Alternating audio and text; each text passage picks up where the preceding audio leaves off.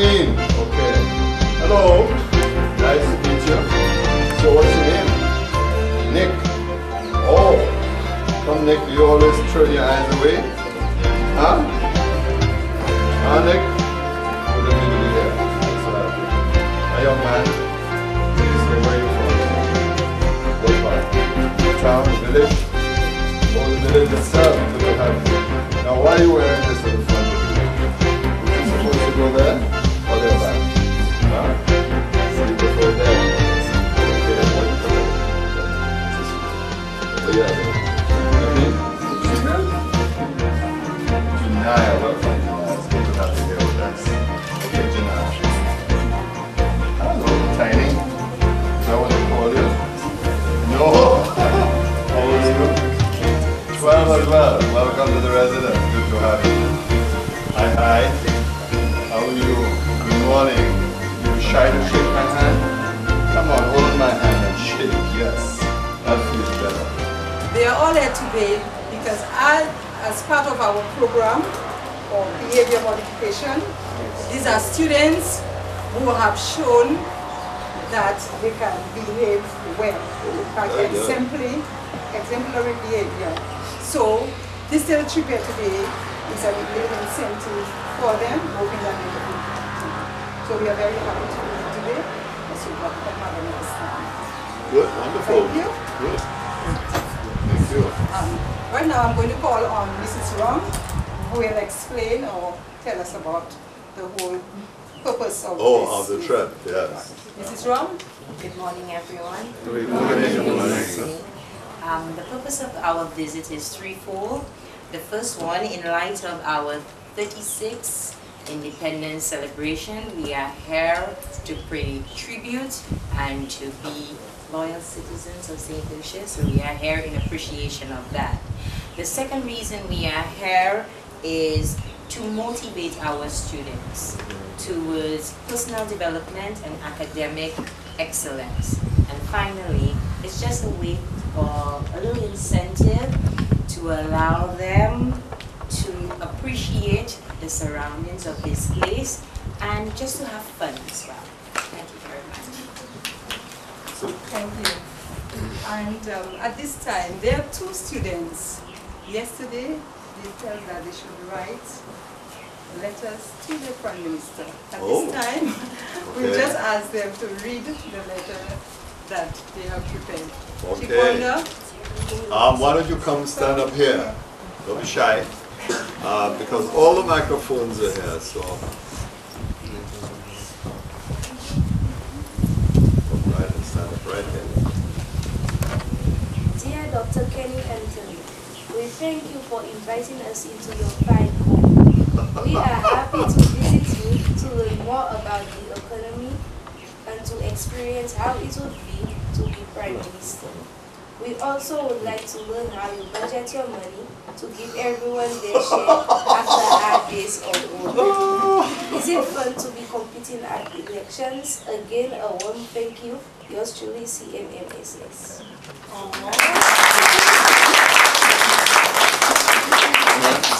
Thank you, Clendon, very much. Thank you. Jennifer?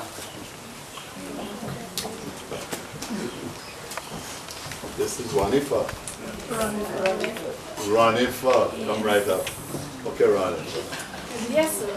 All the students at Clendon Mason Memorial Secondary School would be very happy to meet you. The teacher that teaches us health and family life education, Mrs. Kelly, told us that she would select 51 students from Form 1.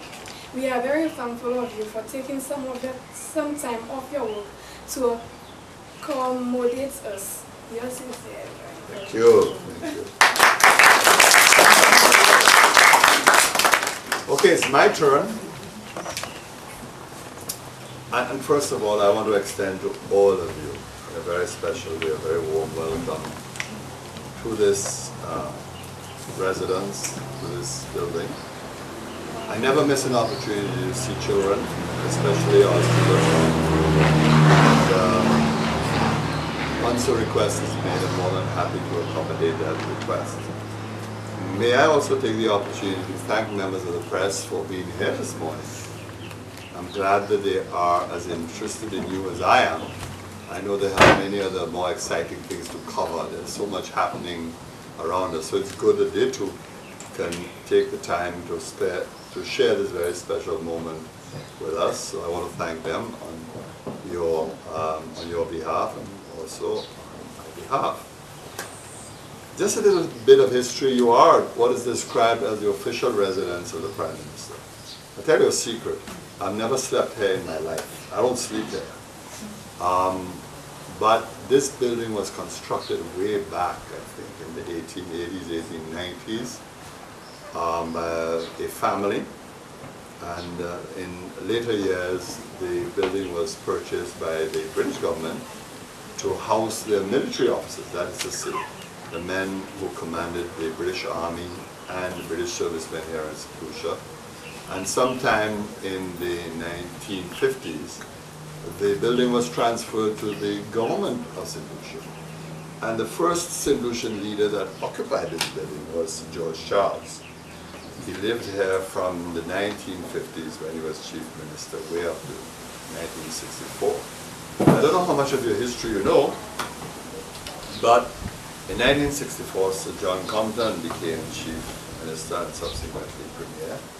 And he started to live here with his family. Sometime later, I think sometime in the 1970s, 80s, he decided to construct his own home, and he vacated here and went across to live at his home. So this building has always been made available to Prime Ministers. But as I said to you, I don't reside here, I don't sleep here. So you may ask me, well, what are you doing with it? Lots of things, like to receive you as I am receiving you today. And of course, to receive very special guests. For example, diplomats from other countries who come into St. Lucia, who represent other governments and they want to have discussions with me. Sometimes I meet them here. And then we also use here for official functions. You know, we'll be celebrating our anniversary of our independence on February 22nd. Well, on the night of the 21st, we're going to have a cocktail here where we invite people from all across the island to come and join together to celebrate our independence. So these are the purposes we use it for. And believe it or not, I have never slept here. I have my own home that I go to in cul-de-sac. So while we describe here as the official residence, the truth of the matter is that it is not a place of residence of the sitting Prime Minister. You will see lots of pictures, and I have asked that if you want to go and see the other rooms, and it's not as huge as it looks, you're welcome to do so if you want to go and have a look at the bedroom and you want to go and have a look at the room next door. But a lot of these pictures that you see here are gifts from foreign governments. This, for example, this boat here is a gift from a government in the Middle East from, I think it is, Kuwait. And if you look at some of these, this I believe is from Nigeria, I think it is. The one of the ugly duckling on the top, that's from Korea. So a lot of these gifts are gifts from governments, from distinguished visitors. And sometimes we put all of these gifts here so that when St. Lucians come here, they can see for themselves the gifts that the country receives. So that explains it, and as I said, you'll be free to explore. Now let's make use of the day. I promise you I won't keep you standing too much. I'm sure you may have many questions, and I want you to ask any question you feel like. Be shy. Any question, anything you want to ask about. It's your day, really. So let's make use of it. I probably will have a few things to say to you later on today about school, because one of the things I told you a while ago, and I meant every word. When I was a young man, I enjoyed school. I loved school. And I said to you that there is no place where you will have as much freedom as a school, or for that matter, an institution of higher learning. And that's probably the last time in your life you're going to have all that freedom again. True, you're going to be making decisions late in your life. You're going to grow up, you're going to be 18, you're going to be 21, you're going to be an adult. But then you'll suddenly find that you become overwhelmed with responsibilities. You have to get a job, you have to help out your brothers and sisters, You have to help your mother, your father, you have to look after the grown-ups in your family, your grandmother, your grandfather, and that's going to take a lot out of you. So I often say to children, enjoy your childhood. It's meant to be enjoyed, but there's a way to enjoy it. So let's have some fun. You ask me any question, anything you like, and I'll be more than happy to respond. Yes, it's your turn. So what Yes. is it like being a prime minister? That's a question I get very often. It's a very tough job. And it's first thing you have to understand, it's not a job like an ordinary one where you work 8 hours a day, you go home and you forget it. You can't. You wake up from morning right around the clock, you go to bed at night, there are things on your mind that you have to think about. So it requires a lot of thought, a lot of energy. It requires a lot of commitment. You have to have a passion to be able to deal with people, to respond to people. If you don't love people, you should never become a politician. Because in life you're going to meet people with all kinds of issues, with all kinds of problems, and you have to be exceedingly patient. You can't be a politician without patience. The two walk hand in hand. Because you're going to meet so many complex problems, so many complex issues. Every person has a different problem. Sometimes persons come to you because they say, well, I can't get a job. There are persons who may have health problems and they need help to go overseas. And there are persons who, for example, want a road constructed next to their road. Or, for that matter, they don't have drains and they want drains. So you have to be engaging, you have to be involved. At the same time, you can't allow yourself to be overwhelmed by the daily problems that you have. You have to think of the future. Well, where do you want this country to go? Where do you want the young children of this country to go? What about their future? What kind of future should they have? What kind of education should we give them to prepare them for the future? So you have all of these issues. And of course, they are what I call the political battles of the day. Now, we have a system that is very democratic, very open, a system of political contest, because while we are in government, there's an opposition party, and they want to get into government too. That's the logic of the system that we have. So apart from dealing with all the challenges of the day, answering to the needs of the citizens of the country, you also have to deal with your opponents, because while they're trying to get into office, you're trying to prevent them from getting into office. But you have to handle that in a certain way. We can't engage in warfare over these matters. We have to make sure that we maintain our democratic tradition. So, in summary, I'll say this. It's a monumental honor, a great honor to serve the people of St. Lucia as Prime Minister. I thank them every day for their trust and their confidence in me. And never a day goes by without I acknowledge that trust and that confidence that they place in me and the honor they have bestowed to allow me to govern this country, because without their permission, without their support, I can't govern the country. It's an honor. But while it is a great honor, it is a monumental job. As I said to you, you have to be strong, because it takes a lot of your time, a lot of your energy, a lot of your will, a lot of your passion. You need a lot of patience, you need a lot of courage. And courage is an important word, because I tell you what, there are times when you have to do things that's not popular.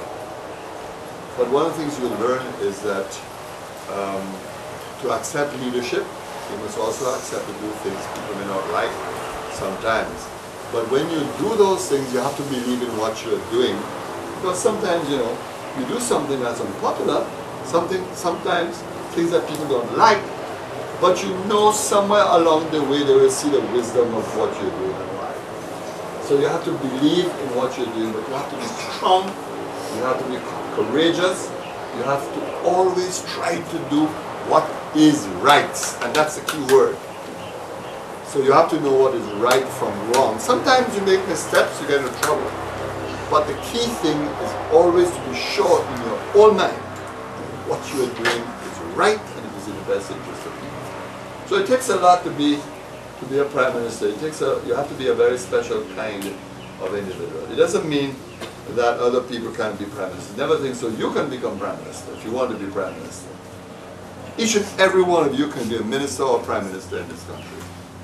Don't let anybody tell you otherwise. It's not special persons who have special qualities to be Prime Minister, but just know that if you want to be Prime Minister, you've got to prepare yourself. You have to prepare yourself. You have to nurse the passion for it and do the things along the way that can get you to that office. But each and every one of you can be a minister or a prime minister. Don't ever think it's impossible. Always remember that. Thank you for your question. Let's go. Other questions? Don't be shy, it's your turn. Yes, please.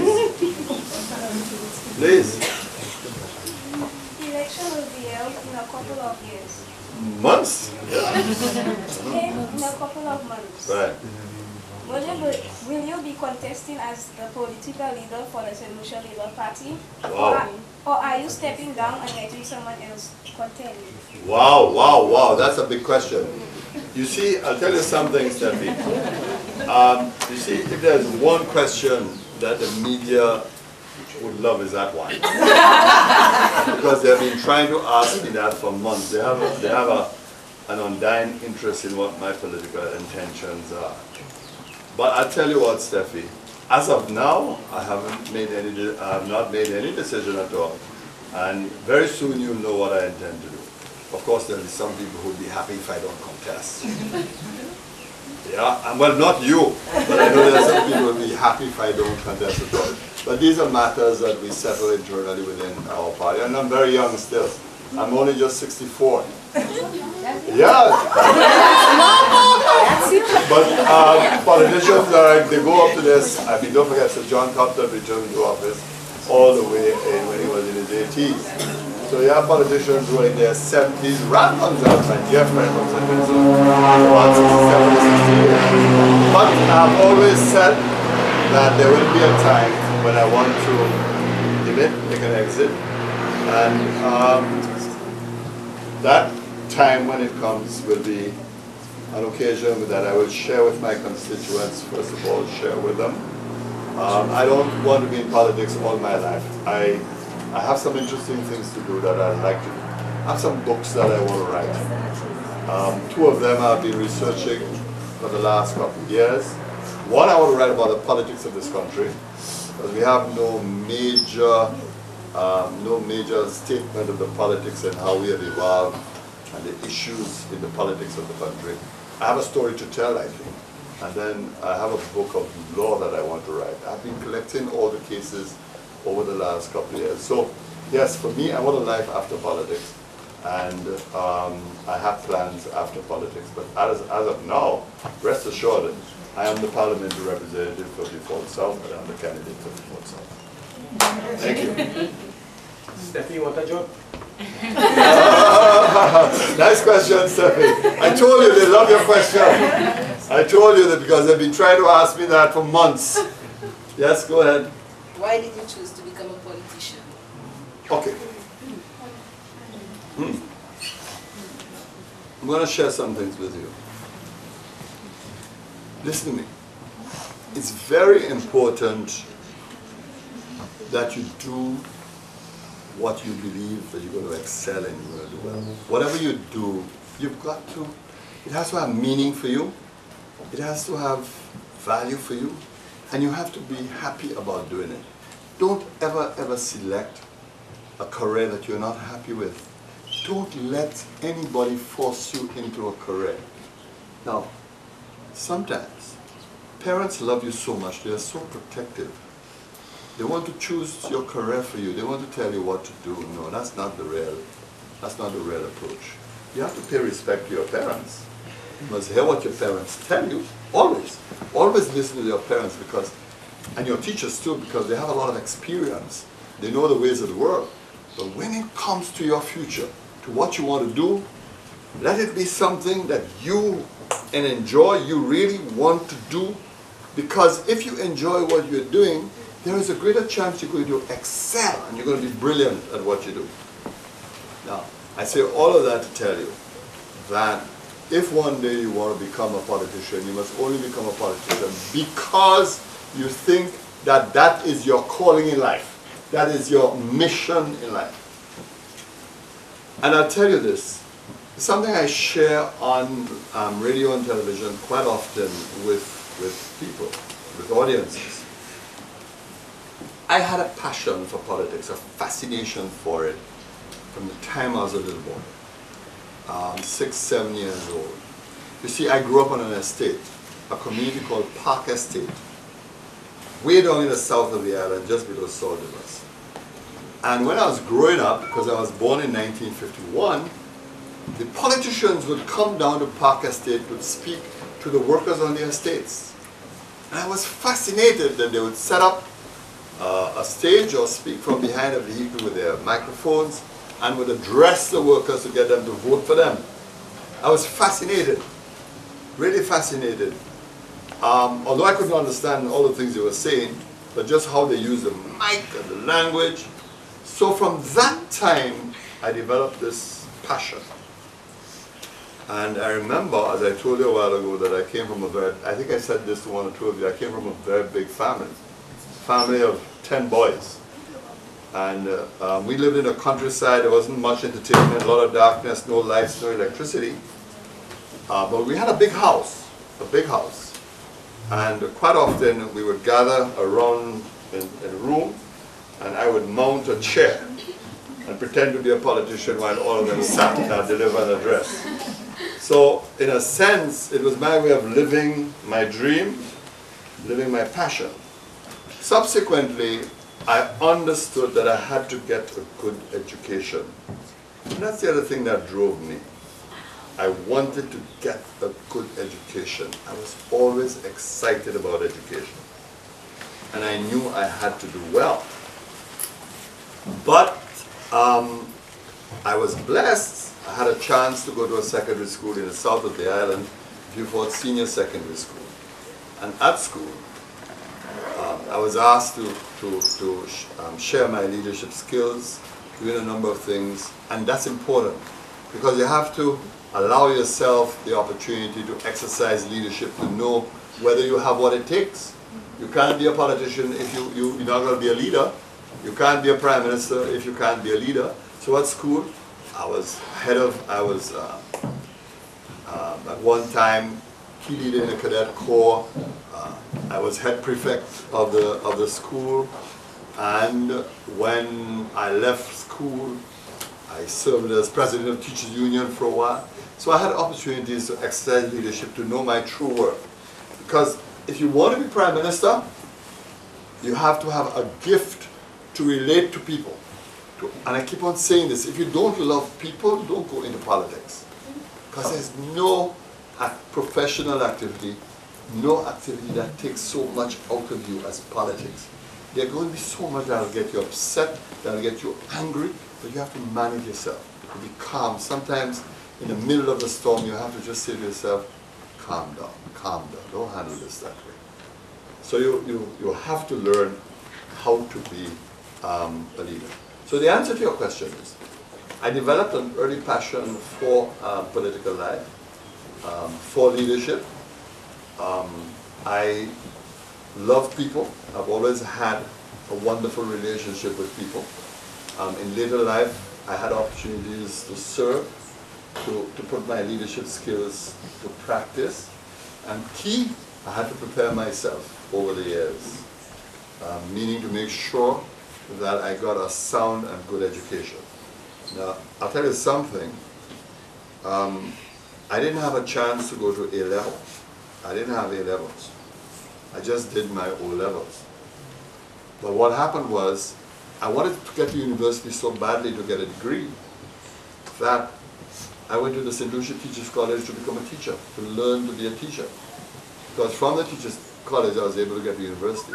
The next thing is this. Maybe because of the times, my mother, of course, played a key role in my life. Because to get me to secondary school, she reared animals, sold them, and made sure she paid for my school needs, etc. But I knew, for me to get ahead, I had to be good at what I was doing.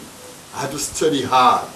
So I went to the University of the West Indies for my first degree, and I wanted to be sure that I was able to go to get a second degree. So what I did, I worked very hard at the university, got my first degree with first class honors. And I knew that once I had first class honors, then I could get a scholarship to do anything. Then circumstances brought me to politics in St. Lucia. I had to step out. I went back to university to do law so I can become independent and self-sufficient. But I wanted to do a PhD, a further degree. And then I also knew I had to do well again. So I worked hard, got a second degree, this time with first class honors again. And that guaranteed me a scholarship.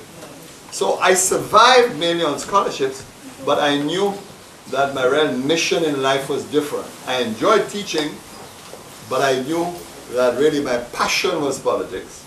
That was what I wanted to do. That is what would have given me fulfillment. I still don't know sometimes why we do these things. We don't understand sometimes don't understand our bodies. We don't understand what drives us. I knew it was a passion for me. I knew that. But what explains what you do sometimes can be a little difficult. I guess a lot of it has to do with who you are, what you believe in. But I've never regretted my life in politics, no matter all the ups and downs of it. It's been a wonderful experience. I thank the people of St. Lucia every day for trusting me and believing in me to manage their country. Okay? I said a lot there, didn't I? I don't know if you remember everything I said, but remember one of the things I told you all, never choose a career that you're not going to enjoy. Choose what you will enjoy. If you think what will give you fulfillment, that is to be a policeman, fine. But make sure you choose it. Don't let anybody force you to choose. Always remember that I said that. Let's go. My hand one, yes? You go ahead.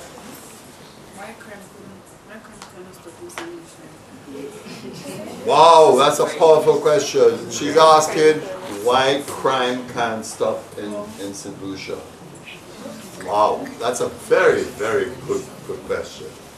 And I understand why you are asking it, because for you children, crime is always a very frightening thing. You live in communities and sometimes you see acts of crime before you and it must hurt you. And sometimes your own family gets affected. And the worst kind of crime that can be committed is crime against children. So I understand your concern. The truth of the matter is that crime is a fact of life everywhere in the world. There is no society that I know of without crime. Just as you have different kinds of human beings, so too will you find that there are good people and there are persons who don't understand they have to show respect to others and don't hurt and damage others. But in St. Lucia, over the last couple of years, we have had some very difficult experiences. And it tears us apart. It hurts us. It hurts our hearts. It hurts our souls.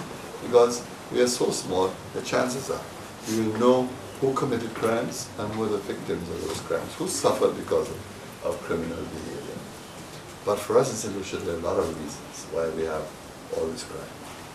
First, the lack of discipline and respect in our communities. People don't respect lives, they don't respect each other, and we are not spending enough time in our schools to train people how to respect and how to love one another, and to explain to them why it is that we have to accept each other for the differences that we have.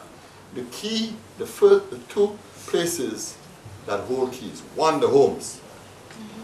The homes. Parents must not engage in acts of violence against their children. Number one. That's because if they engage in acts of violence against you, the chances are that you'll grow up believing that violence is the best way to deal with problems. Mothers and fathers have got to learn to live in peace with each other. And that is something that we have to teach people and help them to understand, that fights at homes must not take place. If we can start at homes, and then when it comes to the schools, and that is why your teachers keep on telling you how important it is to respect each other how important it is to love each other, and how discipline is so very important, because you can understand, you need to understand the hurt and pain that you cause to others, the injury and the consequences of that injury. So that's number 2. But there are other reasons in St. Lucia why crime is as it is. One of them has to do with the problem with drugs. That's a huge, huge issue. And it's a big debate in the society about drugs. But because of the rampant use of drugs and the fact that for some people, they feel that drugs can bring so money by engaging in the activity of buying and selling drugs, and you see the damage that it is causing, especially for persons who decide to use cocaine, because they go wrong in your towns, in your villages, in your communities. They are lost, they're not in control with each other, and it's just we're losing a lot of our young people, and sometimes they fight for the same things, and they believe that the way to resolve problems is by violence. We're using violence to resolve our problems, and that should not be. That's why your teachers have to reason with you when you commit acts of violence, and talk to you, and explain to you that's not the way to resolve your problems, that you have to resolve your problems differently. But there's some good news. We've had a couple of bad years, and in the last 3 years, last 2 to 3 years, we have noticed a slight decline in the number of what you call homicides. That is, people who lose their lives by the acts of others. There's been a little decline. And let's keep our fingers crossed. In January this year, we've had no homicides at all. So maybe that's a good sign. I don't know yet. It may mean that the police are doing a better job, but it also may mean that our society is developing a consciousness that we're beginning to understand that violence is not the way to solve our problems. So you're going to have to, you will find crime around you. You're going to grow up. But the important thing is that we have to try to bring it in control and create an environment for you that you can grow up in peace and in harmony. Remember, don't deal with your problems with anger. When you have a problem with a friend, don't use anger to deal with it. Because when you're angry, you lose control of yourself. It's just like I told you in politics. There's so much sometimes that can get you upset and can get you angry. But when you get angry, you lose control. I'm going to use a big word.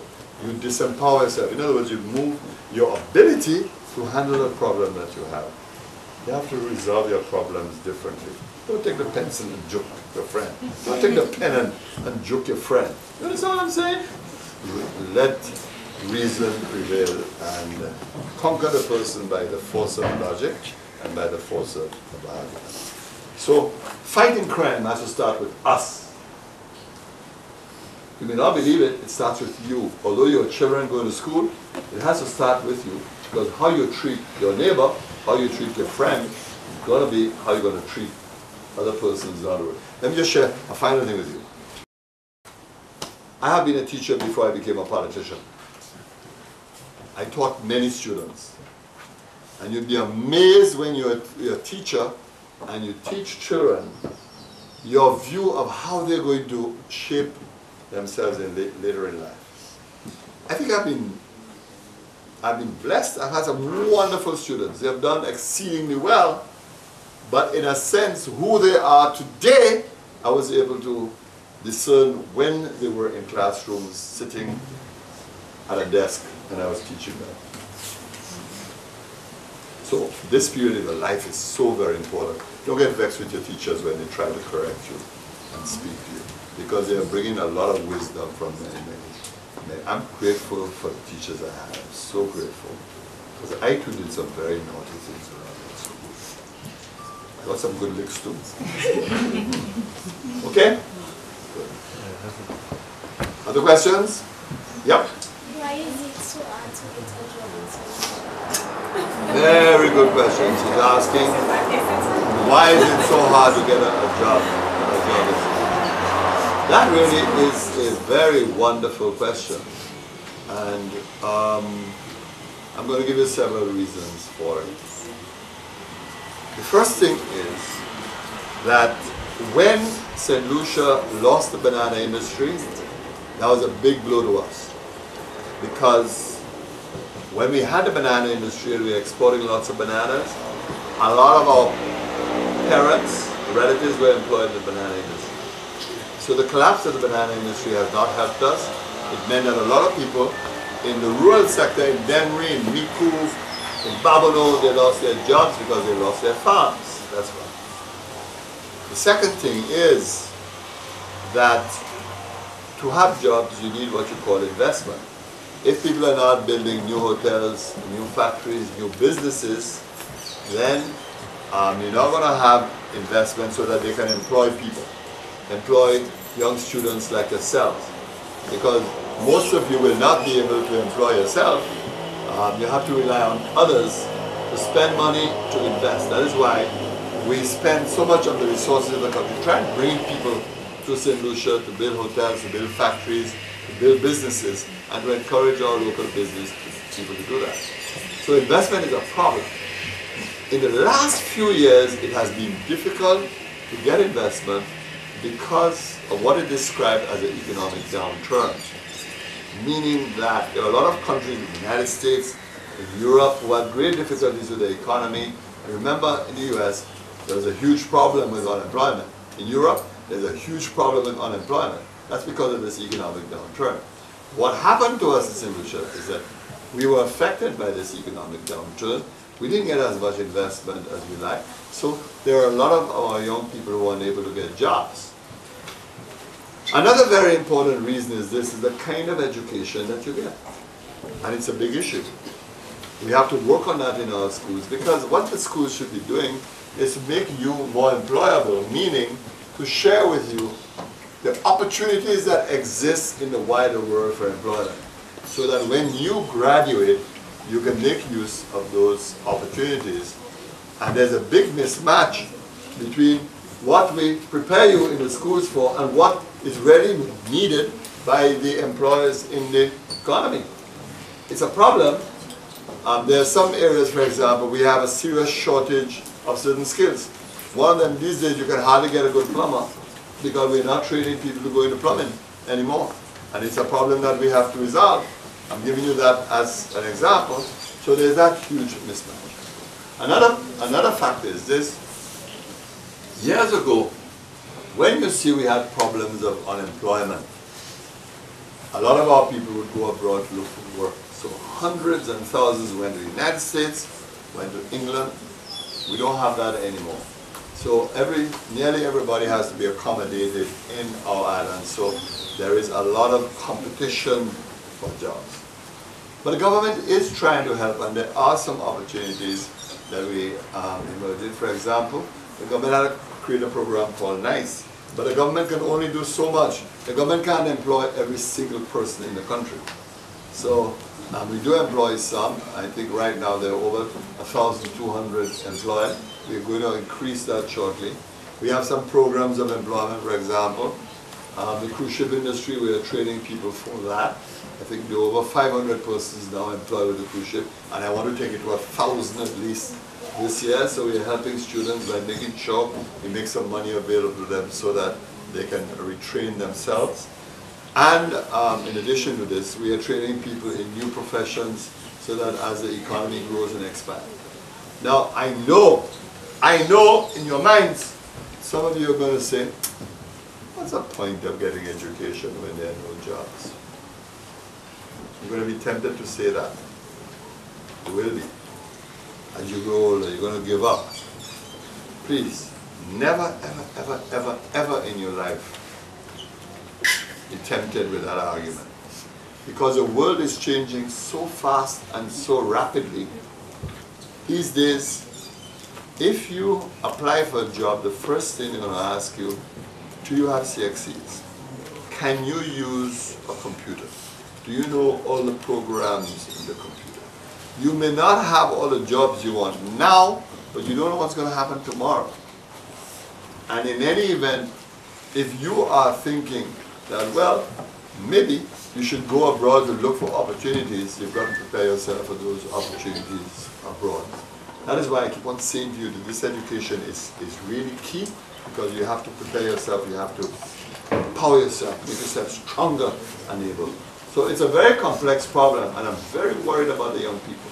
There's not a night that I go to bed and I don't worry about that. But we have to fight it, and I think we're beginning to see little signs of progress. But it's a big fight ahead to be able to provide out most of our people jobs. Yeah. Do you love being a Prime Minister, Samusha? Whether I love being a Prime Minister? Well, first of all, remember a while ago I said to you I wanted to be a politician? Because my personal dream to be a politician, to serve people. I get pleasure when I'm able to assist people. When people come to me and they say, thank you for doing this, or thank you for doing that. I'll give you a little example. All of you know Twalo in Denver, right? Yes. I remember we've just built a road there.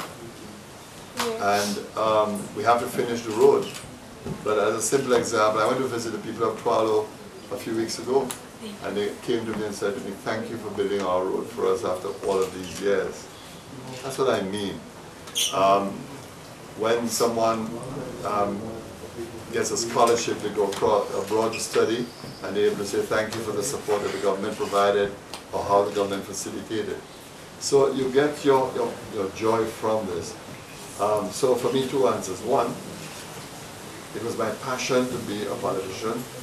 Secondly, when you see how you're able to change lives, make the situation different for people, when you're able to bring joy to them, then that makes you happy. So the answer to your question is, there are occasions when it brings me joy. There are occasions of a lot of sadness, a lot of pain, but you have to manage it. You really have to manage it. Because you have to always remember you are a leader. And so there's a lot you have to manage in your heart and in your soul. But yeah, there are moments when I have absolute joy, and I experience joy in the job that I do. Any more questions? Well, I think I've asked you one, so I'll come back to you, promise. Yes? Why do they have so much VAT on groceries and medication? Well, first of all, I'll tell you a little about VAT. VAT is a tax that nearly all countries in the world have. If you go to Canada, if you go to the United States, there's VAT. Nearly all Caribbean countries, most of the big ones, everybody has VAT. St. Vincent has VAT, Grenada has VAT, Antigua has VAT, Dominica has VAT. But always remember that VAT is not what you call a new tax. You have always paid taxes in the past when you buy things. But what will happen is that you never see the taxes you used to pay. So for example, if you went to a store and you bought a shirt in the past before VAT, you'd be paying what you call consumption tax. You'd only pay environmental levy. So what has happened is that we have abolished those taxes, removed them, and we call it a new tax. We call it VAT, so that when you actually buy the stuff in the supermarket, you can actually see the word VAT on your bill. Now, you no longer pay VAT on medicines, so there's no VAT on medication. That was removed. And I have to tell you that while VAT was removed on medication, in a couple of years' time you'll see a new tax coming back. That's what they call duty, because we have an agreement with all the Caribbean states. Right now, there's no duty and no VAT, but the chances are you will see duty coming back, but not VAT on medication somewhere in the future. There are many groceries that have no VAT. Many, many groceries that have no VAT. Contrary to what people think, you have no VAT on sugar. You don't pay VAT on chicken when you go to the supermarket to buy chicken. Although every time you speak to our technicians, they keep on wondering why we don't pay VAT on chicken. So you don't pay VAT on whether it is chicken breasts or whole chicken or chicken backs. You don't pay VAT on that. You don't pay VAT on peas. You don't pay VAT on flour. So you can actually go to a supermarket, and your teachers should do this with you. You should do this. Go to a supermarket one day and buy buy an entire set of things for you to eat without VAT. You can do that very easily. So the answer to the question is that there's no VAT on medication. There are a lot of grocery items, especially items that are used by the poor, that there's no VAT on at all. I mean, I remember I was having a conversation with somebody, and I'll tell you how I dealt with it. I went out with you for my constituency one day, and there was a lady in the back, and she said, "The Prime Minister, why am I paying VAT on sugar?" So I called and said, "Come." I gave her $2. I said, "Go into the grocery store and you buy 2 pounds of sugar and bring it." So when she came, I said, "Well, look at it. Now, show me where you paid the VAT." Over. So not all grocery, some grocery items do have VAT, not all. A lot of the items that poor people use, there's no VAT on them, and you can go to a supermarket any day and buy items to feed your family without paying the VAT. Okay? Right now, there's no VAT on medication. None at all. Right? Yes, Steffi? No, you can let them ask their questions. Yes? Teachers help us behave well at school. Right. Why do the politicians don't behave? Why do the politicians behave bad at the House of Assembly when they could set a better example? Okay, give me an example where you think a politician behave bad. What would give me an example? I'm not making it difficult for you. Anybody can answer. Could you give me an example where you think we behave bad? Yeah. When one politician is speaking, another politician from another party laughs. Laughs. Okay. Have you ever watched, and you have television sets, right? Have you ever watched the British politicians in the House of Commons? Never did that? Well, maybe that's a lot of fun. Watch me, whenever you're watching BBC News one of these days, maybe if you're home on a Saturday, well not Saturdays, but during the week, have a look at them in the House of Commons, and you'll see sometimes a lot of noise, all kinds of little acts, you know, to arouse passion and anger. So it's not unusual. In some parliaments, they fight. You know 2 countries where that is very common? Taiwan. In Taiwan, they're always punching each other. They get so vexed with each other that that never happened yet in solution. They punch each other. Another country where that happens, in fact, I think one that happened recently is Korea. There's a big ding-dong in Korea. This has never ever happened in St. Lucia, where politicians get so angry with each other. Now, I tell you this. You can't always be serious in a parliament. There are moments of a little laughter, a little levity. Somebody is going to say something funny on the other side. And you have to learn to laugh at some of those things. You have to bring a little fun sometimes to the politics. You can't be all serious. You can't be all serious. People get very angry. But of course, there are certain kinds of behavior that should not be allowed. And that is why you have a speaker, to make sure that the behavior is controlled and you speak the truth and you don't misrepresent, well, I'm going to use a big word, you don't say things that are not facts, etc. So sometimes what our people see as bad behavior is just healthy exchanges and a little merriment, etc. But we have to manage it and make sure it never disintegrates into what you described as bad behavior. But yes, politicians will say things across the table that sometimes will be very, very funny. And by the way, let me share this with you. We have to be careful of disrespect. We have to respect each other. The boys have to respect the girls have to respect the boys. Respect is very key in relationships. Always respect another human being, because if you don't respect another human being, then there's going to be warfare and there's going to be fights. That's why St. Lucians are so sensitive about their mothers. You know, if you curse a man's mother, he'll get angry immediately. You know why? Well, because your mother is such an important person in your life, and we all have a very special relationship with our mothers, but the issue is really respect. That is why your teachers have to constantly remind you, respect each other. You can get your point of view across to the other person calmly, and so politicians do have to learn to respect each other. But respecting each other does not mean that you can't learn to laugh. And sometimes I think in St. Lucia we are too serious. We have lost the passion for laughter. I like to laugh. I wish I could laugh more.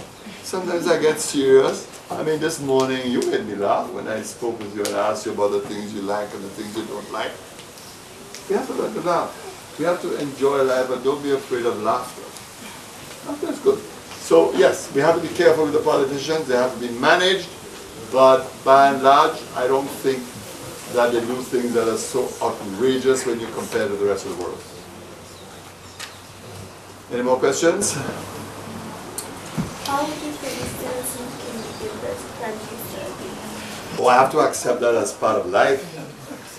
Any politician that goes into politics must accept the reality of political changes. That people will vote you in, people will vote you out. I mean, I was voted out in 2006. That's a story by itself. And I had to accept a new prime minister. Remember, Sir John Compton came into prime minister. He died and was followed by Stevenson King. It's not for me to determine who will be prime minister. It's not for me to determine that at all. It's for the people of the country to decide. But as a politician, you have to accept the reality of those political changes. We just had an election in a place called St. Kitts Nevis, one of our neighbors. And there was a change of government. A new prime minister is being sworn in, I believe, today. So the good thing about our politics is that people can make changes if they wish to make changes. And none of us must believe that a prime minister's chair belongs to us, that we have a sacred right to it. We have a right to be prime minister, that we are ordained to be prime minister. That's not so. The position of prime minister belongs to each and every one of us who are citizens of this country. So you can't feel no way when people make a choice that they want to replace their prime minister. Our democracy requires us to exercise our free choice. I would have absolutely no difficulty if the people of St. Lucia decided that they wanted the Honorable Stevenson to be their prime minister. I have to accept their will. We always have to accept the will of people, the majority of our people. Okay? Any more? Yes? Don't force yourself. What would you do as a prime minister? Would it be stressful at times? Very! Ooh. Stress is second nature to it. Yes, it can be very stressful. Sometimes you have things coming at you from all angles. Every moment of the day there is something new that happens. There is never a day when you can predict everything. And there will be moments of stress. Now, that goes back to your ability to manage yourself. You have to manage it, to learn to manage yourself. That stress is going to be part of your job, and to control those moments of stress. Having inner calmness, inner peace is critical and crucial. As I said, there are things that will upset you, there will be things that will get you very angry, there are things that are going to disappoint you, there are things that are going to hurt you, and hurt you deep. But you have to learn to manage yourself. So looking after your health. A lot of politicians suffer because they don't look after their health. Sometimes we don't have the time to look after our health as we would like. And that's a big problem. But yes, there's a lot of stress.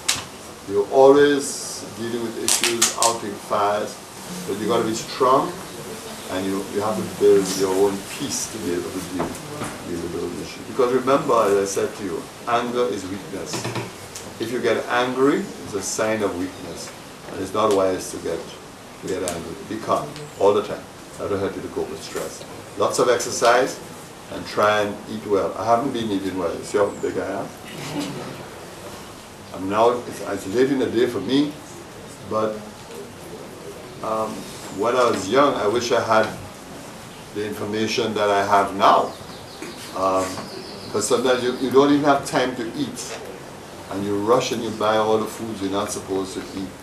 So you have to organize your time, because all of that matters too. You have to look after your health as best you can, try and eat well, try and get some exercise, and let me also tell you, something that's important, find moments of peace and quiet. To be at peace with your surroundings, you need that. You need a moment when you withdraw and, you know, and you just with yourself and the world around you, because you constantly have to replenish yourself, your spirit, your soul, and your being. We'll do it in different ways. But yes, stress is a real issue. It's not easy when you have young people coming to you and tell you they need jobs. It's not easy when somebody says, well, I have to do surgery tomorrow, I have no money. It's not easy when people don't understand that the country don't have money and they say, I want a new road, why are you not building the roads? We're on strike, there are too many potholes in the road. All of those things can cause a lot of stress. But wisdom, experience can be helpful. You have to look after yourself. Teachers, is there anything? At this time, Dr. Anthony, I think we have a small group there who would like to sing a song. Okay, after a count of 3, 2, 3. You may travel to great distant countries. You may sail the great Atlantic Sea. There's nowhere to compare the beauty with St. Lucia, the Helen of the West Indies. In that beautiful isle of St. Lucia, far away, so far away from the cold winter breeze, that beautiful isle of St. Lucia. That's why it's called the Helen of the West Indies. La la la la la, la la la la la la la la la la la la la. When you wake from your bed in the morning, to the welcome of the sea breeze and the sun, birds sing as they bring you the greeting. To the majestic waves and the coconut trees, in that beautiful isle of St. Lucia, far away, so far away from the cold winter breeze, that beautiful isle of St. Lucia. That's why it's called the Helen of the West Indies. La la la la la. La la la la la la la la la la la la la. When the sun says goodbye in the evening, and the moon and the stars takes its place, but the twilight melodious music playing makes you feel like it's a new life just begun. In that beautiful isle of St. Lucia, far away, so far away from the cold winter breeze, that beautiful isle of St. Lucia. That's why it's called the Helen of the West Indies. La la la la la, la la la la la la la la la, la la la la la la la la la. La la la la la la la la la la la la la. Wonderful, thank you. Thank you. And I want to thank you for making the day truly special. It's a good start for my independence celebrations. Thank you.